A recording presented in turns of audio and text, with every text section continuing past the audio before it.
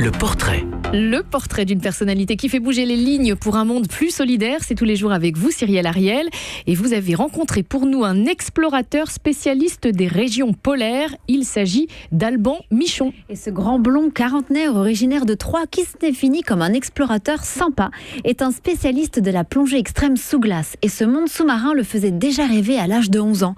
C'est pourquoi très vite, à 22 ans, il devient propriétaire d'une école de plongée spécialisée dans les plongées sous glace à Tignes. Et cet univers qu'il décrit comme féerique, rempli de jeux de lumière et de couleurs, a permis très tôt à Alban Michon de donner un sens à sa vie, notamment lorsque plus jeune, il était en plein décrochage scolaire.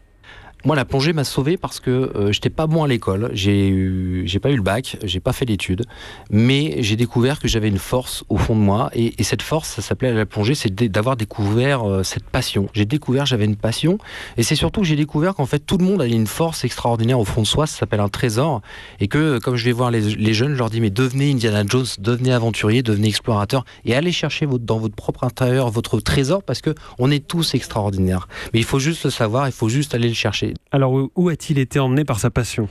Il est devenu un aventurier et spécialiste reconnu qui nous sensibilise aujourd'hui aux enjeux polaires, car la glace est aussi solide que fragile.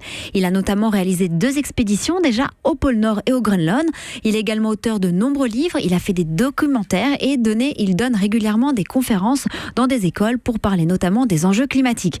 Il a également emmené un adolescent de 19 ans, Charles, en plein décrochage scolaire pendant 3 semaines en Mongolie, au contact du peuple de Satan pour retrouver ses repères. Résultat, le jeune a repris des études dans l'une des plus grandes écoles au monde, notamment au King College London. Et Alban Michon tente aussi de nous alerter sur les dégâts du tourisme de masse. En 2010, quand on est parti à 8 au pôle Nord géographique, c'était une aventure, c'était compliqué, c'était difficile.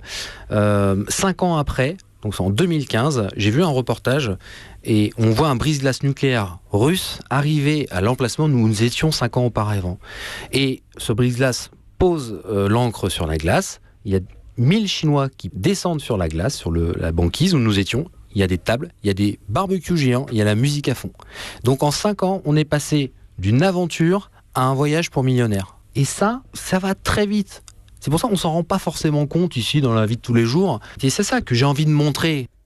Incroyable comme témoignage. C'est incroyable, donc il faut vraiment se faire attention. Effectivement, ça va très très vite, même si on ne s'en rend pas compte quand on est notamment en milieu urbain. Alban Michon se prépare actuellement donc à réaliser sa 3e expédition arctique prévue en mars 2018, et il partira en solitaire durant 3-4 mois avec sac à dos et 2 traîneaux. Donc un voyage en solitaire qui, espérons-le, le rendra solidaire.